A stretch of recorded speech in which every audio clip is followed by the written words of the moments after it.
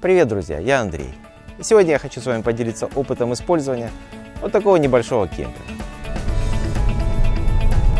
Это, наверное, самый маленький из представителей RV или RV или Recreation Vehicle, то есть машин для путешествий. Несмотря на свой небольшой размер, машина вмещает для жилья 4 человека. Ну, давайте посмотрим, что у нее внутри.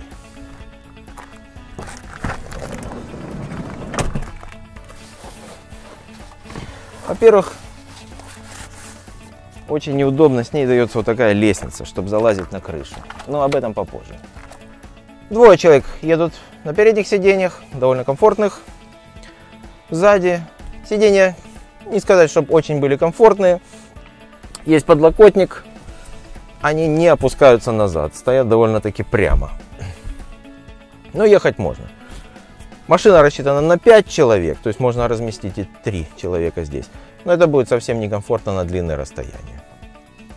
Ну, давайте разложим нижние сиденья, посмотрим, как тут можно уместиться. Но, скорее всего, тут размещаются дети. Значит, для этого есть вот такая полутреугольная подушка, для того, чтобы выровнять заднее сиденье.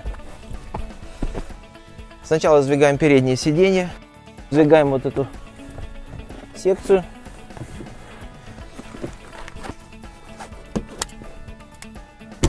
Здесь находится вот такое место для хранения вещей. Но в данном случае здесь лежат одеяла. Но можно хранить свои вещи, одеяло закинуть наверх. Тут хранится нога для столика. Сейчас. Все собирается вот таким образом и подпирается сиденьями.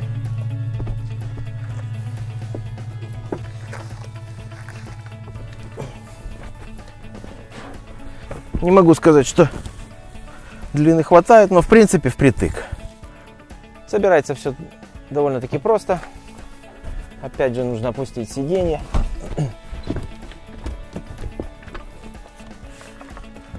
Вытащим стол. Сдвигаем.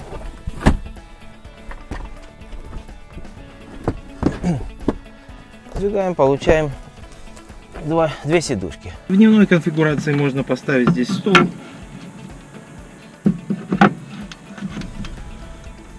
Ну, в принципе, довольно комфортно. Можно поесть 4 человекам. Единственное, что стол сильно болтается. Уже нога его расшатана. То есть можно пиво расплескать.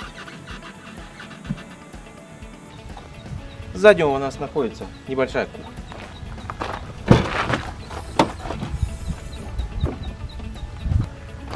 Самое главное, что в машине есть хороший холодильник. Это 18-литровый компрессорный холодильник. Холодить можно замораживать. Великолепно. Дальше вода. Сюда заливается вода. 15 литров воды. Шланг для залива они дают. Воду надо качать вручную. Нет электрического насоса. Есть столик. Есть самая примитивная печка, какая только может быть. Удобство ее только в том, что можно купить ее на каждом углу. Стоит она $15-20. Я думаю, все знакомы с такой печкой на обычных бутановых баллончиках. Простая, примитивная, малоэффективная.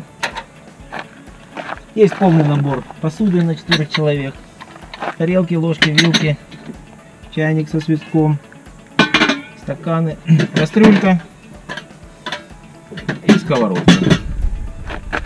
Не будем подробно останавливаться. Посуда есть посуда. Обычная, никакая не туристическая, просто посуда. Также Джуси дает кое-что для подметания, для мойки посуды и так далее. В этой машине установлена вторая батарея аккумуляторная, от которой работает холодильник. Как мне сказали, нужно хотя бы 2 часа в день проехать, чтобы он работал вечером. Есть 2 USB зарядки и прикуривательная зарядка.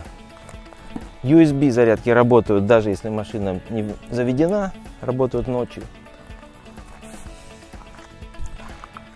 Ну давайте разберемся с нашим пентхаузом. Если хочется жить наверху или едут 4 человека, то поднять палатку нужно отцепить кронштейны. 2 спереди, 1 сзади.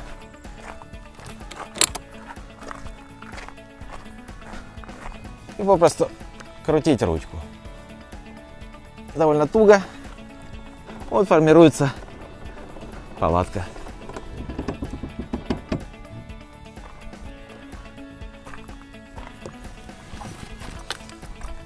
Дальше надо собрать вот такую лестницу, довольно большая и неудобная для хранения. Заботливо поставили отметочку о том, докуда надо поднимать лестницу.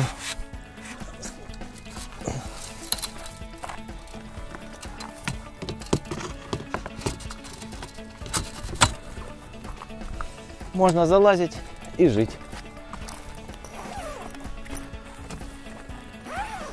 Ткань очень плотная, явно что непромокаемая. Есть сетки, есть 2 окошка.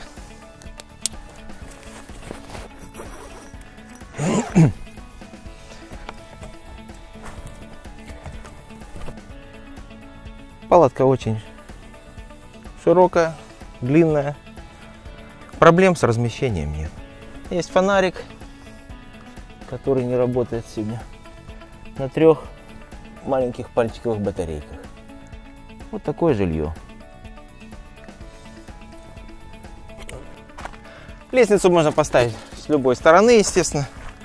Никаких ограничений нет. Вход с обоих сторон, окна впереди, сзади. Хорошая палатка. Так, все, собираем лестницу. Собираем палатку. Крутим вниз, но надо поправлять постоянно ткань, чтобы она зашла в палатку, чтобы ее не прищемило. Где-то на таком вот уровне нужно остановить, поправить ткань.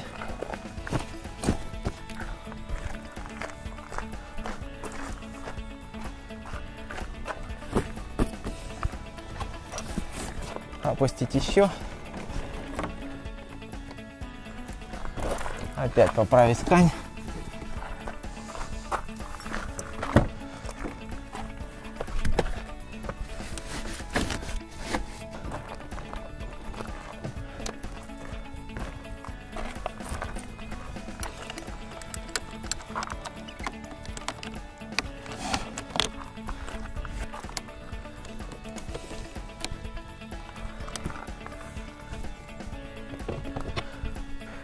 Но если вы заметили, что я все время отмахиваюсь от мух, вы понимаете, зачем сеточки нужны в палатке. Вот такой небольшой кемперок. Очень удобный для австралийских путешествий. Поскольку снега тут не бывает, вещей много не надо. Все, что нужно путешественнику в Австралии, это плавки и шлепанцы. Это барахло разместить всегда возможно в этой машине. Из минусов мало места, хоть этот кемпер и рассчитан на 4 путешественников, я думаю, это будет не очень комфортно. Для 2 вполне даже. Еще проблема одна, что довольно трудно приготовить внутри машины еду. В случае, если идет дождь, мухи вас замучили. В кемперах чуть побольше, можно закрыться и готовить внутри. Вот такой небольшой обзор. Если вам понравилось, поднимайте пальцы вверх, подписывайтесь, чтобы не пропустить следующие обзоры. И до встречи на дорогах. Пока!